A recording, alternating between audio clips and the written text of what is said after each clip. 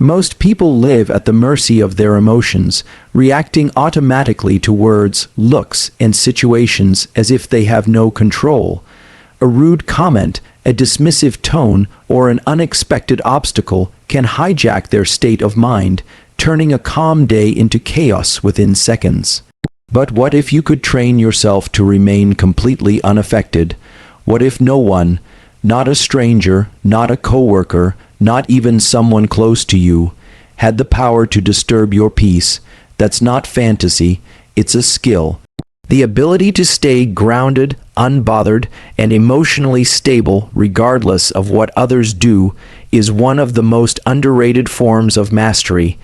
It doesn't mean you suppress what you feel or pretend not to care. It means you respond from awareness, not impulse. You act, you don't just react. This kind of control is not about cold detachment. It's about intelligent regulation. It's about learning how to use the tools you already have, your breath, your attention, your inner dialogue, to change how your mind and body respond under pressure. In a world that thrives on reactivity, being unshakable is a superpower. And the process of building it begins with a shift in awareness that leads to a new way of being. When we think about anger, when we feel that flush of emotion rising, the heart rate increasing, the jaw tightening, it's important to understand that this is not just psychological. It's physiological. It's a chemical and neural cascade that, once triggered, can dominate our behavior, our thoughts, and even our memory of the situation. But here's the good news: anger is not a mandate. It's a asterisk signal asterisk, and just like any signal, we can learn to respond rather than react. Most people believe the goal is to suppress anger. That's a mistake. Suppression builds pressure. The real skill, the real path to control, is asterisk observation without fusion asterisk. When someone provokes you, your nervous system gets activated. That's expected. What matters is whether you asterisk become asterisk the anger or you asterisk notice asterisk the anger. There is a small window, a fraction of a second, where you can make a choice. That space is everything, because in that space, your prefrontal cortex, the rational, reflective part of your brain, can engage. You can say, "Ah, there it is. My biology wants me to react, but I don't have to." Breathing is your gateway to control. Inhale deeply through your nose, then exhale slowly through your mouth. Just one or two of these so-called physiological sighs can shift your autonomic state from sympathetic, fight or flight, back into parasympathetic, which is calm and grounded. It's not magic, it's biology, and it's yours to use. People who bother us are often not malicious. They're stressed, they're projecting, or they're repeating patterns they don't even realize they have. When you understand that, compassion becomes easier, not because you're weak, but because you're strong enough to see that their behavior isn't personal, it's patterned, it's predictable, and you don't have to play the same game. There's also tremendous power in narrative control. You can literally reframe the story. Instead of thinking, "Why is this person trying to upset me?" think, "This is an opportunity to train my calm." Every interaction becomes a rep in the gym of emotional resilience. The person who cuts you off in traffic, a rep. The co-worker who interrupts you, another rep. And with each one, you become stronger, not by suppressing your response, but by owning it. You were not born reactive. You were born adaptable. The brain is plastic. That means every time you respond with calm, you're wiring yourself for more calm. Every time you pause, breathe, and choose, you're literally changing your brain. You don't need to meditate for hours or be a monk on a mountain. You need a system. Recognize the signal. Breathe to regain control. Reframe the narrative and respond with intention, not impulse. This is not about being passive. It's about being powerful enough not to be pulled into chaos, because the strongest nervous system in any interaction wins, and that strength can be trained just like muscle. Anger is one of the most powerful emotions we experience, and when it rises, it can feel all-consuming. But the truth is, anger is not something that commands us. It's a message, a signal from the body and brain indicating that something in our environment feels threatening, unjust, or misaligned with our expectations. It's the nervous system's way of telling us that our boundaries might be under attack, or that something needs to be corrected. However, recognizing that anger is a signal and not a mandate means that we don't have to obey it. We don't have to let it drive our behavior or define our reactions. We can feel it without becoming it. The physiology of anger begins deep in the brain, particularly in the amygdala, a region associated with threat detection and emotional processing. When something happens that we perceive as offensive or disrespectful, the amygdala activates, launching a cascade of hormonal and neural responses. The hypothalamus signals the adrenal glands to release adrenaline and cortisol. Heart rate increases, breathing quickens, muscles tense. This is the body preparing for fight or flight, an evolutionary response meant to keep us safe. But in modern life, most anger-inducing events don't involve life or death threats. They come from words, glances, tone, or disrespect.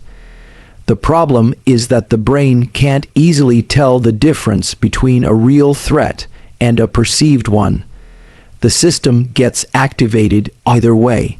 This is why someone cutting you off in traffic can generate a response nearly as intense as a genuine physical danger.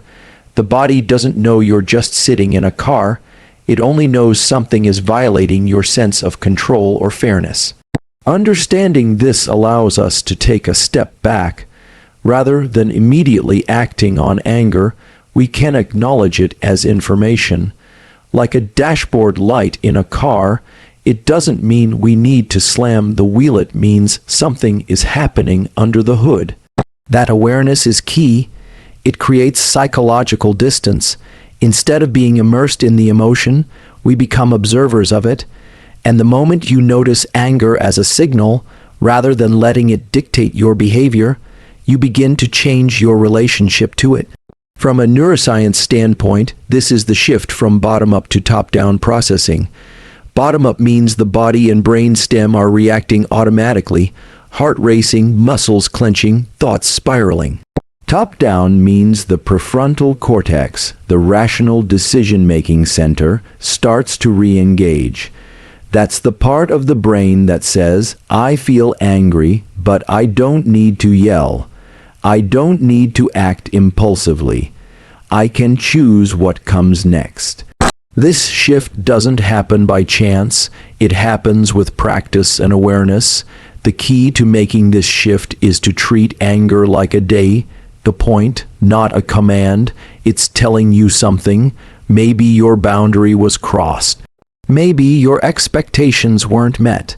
Maybe someone disrespected your values. But that doesn't mean you must respond with aggression or even irritation. You can listen without obeying. This is the heart of emotional regulation, not the absence of emotion, but the ability to decide how to engage with it.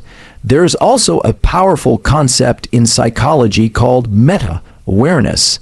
It's the ability to think about what you're thinking. When you feel anger rising, simply saying to yourself, this is anger, my body is reacting, my heart is beating faster, I'm triggered, changes the game. You are now watching the process, not drowning in it. You have created cognitive space between stimulus and response, and in that space, there is freedom. Most people believe that being calm means not feeling strong emotions. That's incorrect. Being calm means being able to feel strong emotions without being hijacked by them.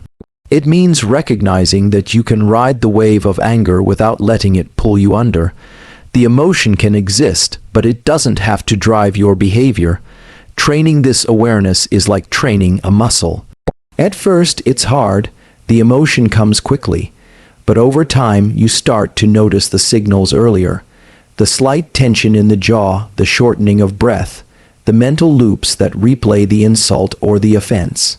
These are your cues. The earlier you catch the signal, the easier it is to redirect. So while anger may show up as fire, you don't have to pour gasoline on it. You can learn to see it as a flare, an indicator, a neural smoke alarm. And like any alarm, once you've noted it and understood what triggered it, you can choose how to respond. Anger, then, becomes not a threat to control but a tool to understand, one that, if properly managed, can increase self-awareness, improve relationships, and reinforce personal boundaries without ever needing to explode. There is a crucial moment that exists between the stimulus, the thing that triggers us, and our response to it. This moment, however brief, is the foundation of emotional control. Most people aren't even aware it exists. Their reactions are so automatic, so rehearsed by years of habit and unexamined emotion, that they go straight from trigger to reaction without realizing they had a choice. But the truth is, choice always exists. And in that space, that small gap between what happens and what we do next, lies an extraordinary power. The power to decide who we want to be in that moment. When someone says something offensive, when a situation doesn't go our way, when we feel judged, disrespected, or threatened, our nervous system reacts rapidly. It sends signals to our body to prepare for defense, and our brain starts filling in the story. We begin to construct a narrative: they did this to me, or this is unfair, or I can't believe this is happening. That narrative drives emotional escalation, and our behavior follows, but the escalation is not inevitable. What's happening in those first few seconds is that the brain is presenting options. And if we're aware of this process, we can disrupt the chain of reactivity. That moment between stimulus and response is where our executive function resides. It's where the prefrontal cortex has a chance to step in and evaluate the situation. Are we really under threat, or are we simply uncomfortable? Is this person truly out to harm us, or are they acting out of their own stress, confusion, or ignorance?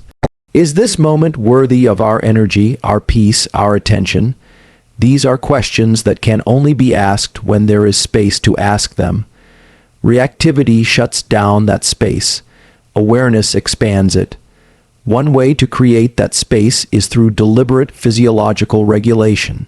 The nervous system influences thought, and thought influences the nervous system. They are not separate. So when you feel the rising wave of anger or irritation, the first step is to work with the body. A deep inhale followed by a longer exhale, a technique known as the physiological psych, and shift your autonomic state in seconds. It signals to the brain that you are not in danger, allowing higher level thinking to return online. This is not a vague mindfulness suggestion. It is a measurable, scientifically validated shift in your neurophysiology. In that calmer state, you begin to recognize patterns. You realize that not every conflict requires your engagement.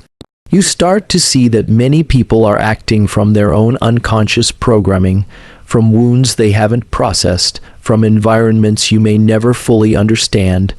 When you take that into account, the urge to react softens. You're not giving up power, you're reclaiming it, because now your response is chosen, not dictated by emotion. Responding rather than reacting doesn't mean being passive. It means acting with clarity. It means that your behavior is aligned with your values, not your momentary frustration. And over time, this practice reshapes your brain.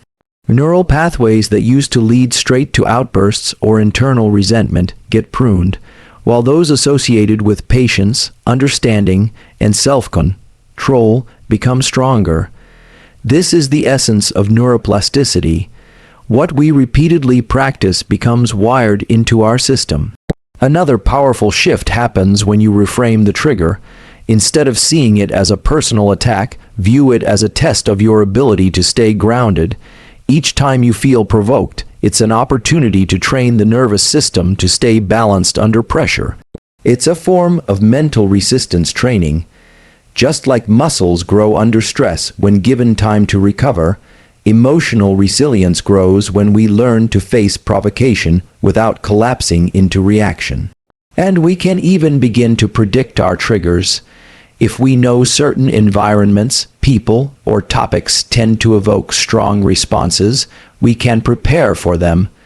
Mental rehearsal, breathwork, and setting clear intentions beforehand can give us greater control when the moment arrives. This isn't about becoming emotionally numb. It's about becoming emotionally fluent. You can still feel anger, disappointment, or sadness, but those emotions don't own you, you own them. As you train this skill, the gap between stimulus and response gets wider. What once felt automatic begins to slow down, and in that slowing, you gain perspective. You no longer live at the mercy of other people's actions or your own impulses. You become the architect of your response. Not because you suppress what you feel, but because you allow what you feel to inform you, without allowing it to define you. Breathing is often overlooked as a tool for emotional control, yet it's one of the most immediate, effective, and accessible methods we have for regulating our internal state. The breath is a direct bridge between the conscious and unconscious systems in the body. While we can't simply decide to slow our heart rate or reduce cortisol levels by force of will, we can use the breath to influence those systems in real time. This is because the autonomic nervous system, which governs our stress and relaxation responses, responds directly to patterns of respiration. Breathing is not just something we do to stay alive. It's something we can deliberately shape to reclaim control in moments of tension, anger, or emotional reactivity. When we get angry or emotionally triggered, our sympathetic nervous system, the part responsible for the fight or flight, response activates. This results in shallow, rapid breathing, typically through the mouth and into the upper chest. That breathing pattern itself signals to the brain that something is wrong, perpetuating the stress loop. The brain detects the fast breathing and responds by increasing alertness, heart rate, and blood pressure. It becomes a feedback cycle. We feel stressed, we breathe like we're stressed, and that breathing keeps the stress alive. But we can break that loop using a specific type of breath known as the physiological sigh. This involves taking a double inhale through the nose, 2 short inhales back to back, followed by a long, extended exhale through the mouth. What this does is reset the levels of carbon dioxide and oxygen in the blood, and more importantly, it triggers the parasympathetic branch of the nervous system. That's the rest and digest system, the one that calms us down, slows the heart rate, and brings our body back into balance. Studies have shown that just 1 or 2 of these physiological sighs can reduce physiological markers of stress within 30 seconds. What makes this so powerful is that it doesn't require any equipment, special setting, or long period of meditation. It can be done at your desk, in your car, or in the middle of a conversation, subtly, without anyone noticing, and its effects are not based on belief or mindset. They are rooted in hard biology. Your breath affects your heart, your brain, and your emotional reactivity. And because it can be controlled voluntarily, it becomes one of the few ways we can consciously override an emotional surge in real time. Another useful breathing protocol for emotional regulation is the 4-7-8 method. Inhale through the nose for 4 seconds, hold for 7 seconds, exhale slowly through the mouth for 8 seconds. The extended exhale is key because it tells the body, we're safe now. The longer the exhale relative to the inhale, the more strongly the parasympathetic nervous system engages. In states of anger or frustration, our body is essentially bracing for conflict. The breath tells it to stand down. It acts as a physiological anchor when the mind wants to drift into aggression or blame. One of the most empowering realizations is that you don't have to wait to get angry to use these tools. Practicing calming breath patterns regularly, first thing in the morning, before a stressful meeting, or during a quiet moment, builds nervous system flexibility. Over time, your baseline state becomes calmer, and your ability to return to calm after a disruption becomes faster. This is called vagal tone, and it reflects the strength and adaptability of your parasympathetic response. The stronger your vagal tone, the less likely you are to be hijacked by anger or thrown into emotional spirals. In moments when someone provokes you or when something doesn't go your way, rather than reacting immediately, you can pause and take one slow breath in and an even slower breath out. That single action sends a message from your body to your brain, I'm in control, and it's not just symbolic. It changes the chemistry of your blood, the rhythm of your heart, the firing of neurons in your brain's emotional centers. It physically shifts you from reaction to regulation. What makes breathing so elegant as a tool is that it doesn't require perfection. You don't need to breathe perfectly for hours a day. Even one breath, consciously taken, can redirect the course of an entire conversation or prevent a regrettable outburst. Over time, as you build this habit, you begin to notice the early signs of anger, not just after the fact, but as they emerge. The breath becomes your first response, and in doing so, it becomes your most powerful one. Reframing is a psychological tool with biological consequences. It's not just changing your thoughts for the sake of positivity. It's a way to alter how your brain interprets and responds to situations that would otherwise provoke stress, anger, or emotional discomfort. When you reframe a situation, you're not denying what happened. You're simply assigning it a different meaning. That new meaning changes your internal response. And when practiced consistently, this ability can turn daily irritations into training grounds for emotional mastery. Imagine someone insults you, cuts you off in traffic, or disrespects your opinion in a meeting. The immediate, untrained reaction is to feel anger or annoyance, possibly to retaliate or stew in resentment. But that reaction isn't fixed. You can pause, zoom out, and ask, what else could this mean? Maybe that person is under intense stress. Maybe they're dealing with something invisible to you. Maybe they weren't even aware they came off as offensive. Just asking these questions begins to rewire the brain. It brings the prefrontal cortex online, the part responsible for reflection and rational thinking, and calms the amygdala, the emotional alarm center. This shift isn't just about being kinder to others. It's about being in control of your own nervous system. When you interpret situations as direct personal threats or attacks, your body responds accordingly. Adrenaline, cortisol, muscle tension, tunnel vision. But when you reframe the situation as a challenge, or better yet, an opportunity to stay calm and in control, those same stress responses are mitigated. The physiological cascade is interrupted, and you regain access to your full mental faculties. One of the most powerful reframes is to see difficult people or frustrating moments as resistance training for your emotional system. Just as muscles grow by being exposed to resistance in the gym, your capacity for emotional control grows when you're exposed to difficulty *.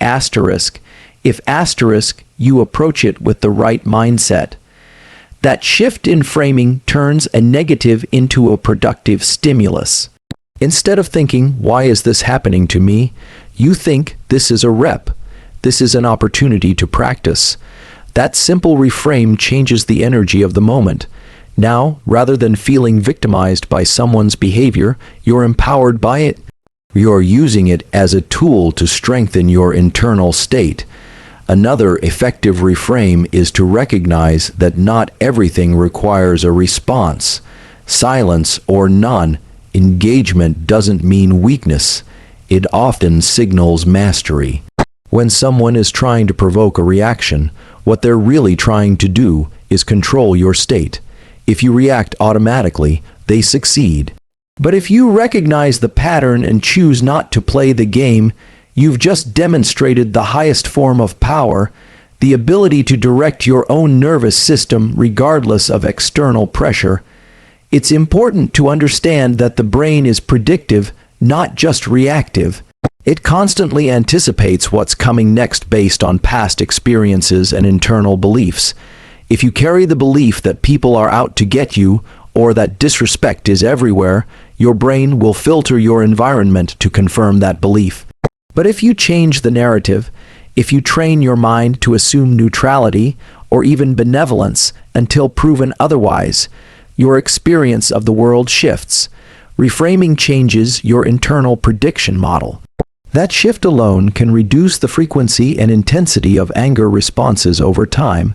You can also reframe your own reactions. Let's say you do get angry or frustrated despite your best efforts. Rather than beating yourself up, you can frame it as data, interesting, that still got to me. Why? What was I attached to in that moment? This mindset treats every emotional reaction as a learning opportunity rather than a failure. The more curious you become about your own responses, the more control you gain over them. And that curiosity itself is a form of prefrontal activation. It keeps you out of the emotional whirlpool and positions you as a conscious observer of your own experience. This doesn't mean becoming passive or disconnected. In fact, reframing allows for deeper presence. It helps you stay engaged without getting entangled. You can still set boundaries, assert yourself, and take action when needed. But you do it from a place of clarity, not from emotional turbulence. And over time, this becomes your default mode. You start to feel less like the world is happening *to *you, and more like it's happening *for *you, as a playground for inner development, as a mirror showing you where your work lies, as a dojo where every interaction is a chance to refine your skill. Calm is not something you are born with or without. It's not a personality trait reserved for the lucky few who happen to be laid back or indifferent. Calm is a skill. It is a trainable, adaptable, and highly learnable state that is built through repetition, self-awareness, and conscious regulation of the nervous system. When we talk about calm, we're not referring to the absence of emotion or some kind of emotionless detachment. True calm is the ability to maintain inner stability in the presence of emotional storms. It is the ability to feel but not be overwhelmed, to experience but not be hijacked, and that kind of calm is something anyone can cultivate. The nervous system is incredibly plastic. This means it can change, adapt, and rewire itself based on how we use it. If you frequently practice stress, you become better at being stressed. If you repeatedly react with anger, impatience, or tension, those pathways get stronger. But the opposite is also true. When you consistently practice returning to calm, whether through breathwork, reframing, movement, or simply noticing your reactions without acting on them, you are literally changing the wiring of your brain. You're reinforcing pathways that support regulation, not reactivity. This is a practice of exposure and recovery. You will still be exposed to triggers. You will still feel frustration, injustice, or disrespect at times. But every time you feel the heat rising and choose to stay composed, you are building capacity. Think of it like weight training. You don't build strength by avoiding resistance. You build it by engaging with resistance without collapsing. The same applies to your emotional system. Every provocation is an opportunity to practice remaining in control. One of the most effective ways to build this skill is to focus on regulation in the smallest, most mundane moments. When someone speaks over you, when your phone glitches, when you're stuck in traffic or in a slow-moving line, these are the ideal training grounds. Most people overlook these moments because they don't seem serious enough. But these micro-frustrations are the reps that build the muscle. They're the moments where you catch yourself, take a breath, drop your shoulders, and observe rather than react. That repeated exposure to mild triggers, handled skillfully, creates a buffer between you and your more intense emotional reactions. What's essential to understand is that calm is not the absence of energy. In fact, calm often exists alongside very high internal energy. It just isn't chaotic. Think of elite performers, special forces operators, top athletes. They are not calm because they're passive. They're calm because they've trained their nervous systems to stay focused and centered under pressure. The same biological mechanisms apply to everyday life. You don't need to be in a crisis to train this. Life provides more than enough opportunities. This training also depends on your ability to direct your attention. Attention is the gateway to emotional response. When your focus is entirely on what someone said, how unfair something feels, or how disrespectful a tone was, you're giving that stimulus full control over your internal state. But when you shift your focus to your breath, to your posture, to the sensation in your body, or even to the broader context, you begin to reclaim control. That shift in attention is often all it takes to stop a reactive spiral before it gains momentum. Another aspect of building calm is recognizing that most emotional reactions are rehearsals. They are conditioned responses formed over years of repetition. Someone speaks to you in a particular way, and your body fires off a pattern, tension, defensiveness, maybe an urge to argue. These reactions can feel automatic, but they are not fixed. If you want to change them, you have to become aware of them in real time and introduce a new response, even if it's just staying silent for 3 seconds longer than usual. That pause is a wedge. It gives you space to try a different move. Over time, these small adjustments add up. They recondition the system. What once made you clench your jaw now makes you breathe deeper. What once pulled you into conflict now becomes background noise. This doesn't mean you don't care. It means you've gained discernment. You know where to invest your energy and where to protect it. You no longer let external events dictate your internal state. And that's not because you're trying to be calm, it's because you are calm. You've trained your way into it. This is the kind of calm that isn't fragile. It doesn't depend on perfect conditions. It holds up under stress, under pressure, in conversation, in confrontation. And because it's been earned through repetition, through challenge, through awareness, it becomes unshakable. It becomes who you are, not just how you feel. The ability to remain unshaken by others is not a gift, it's a discipline. When you train your nervous system, control your breath, master the pause between stimulus and response, reframe challenges, and commit to practicing calm in everyday life, you stop being controlled by external chaos. You begin to live from the inside out, not the outside in. True power is not about dominating others, it's about mastering yourself. And when you can remain calm, clear, and deliberate regardless of what's happening around you, you become untouchable in the best possible way.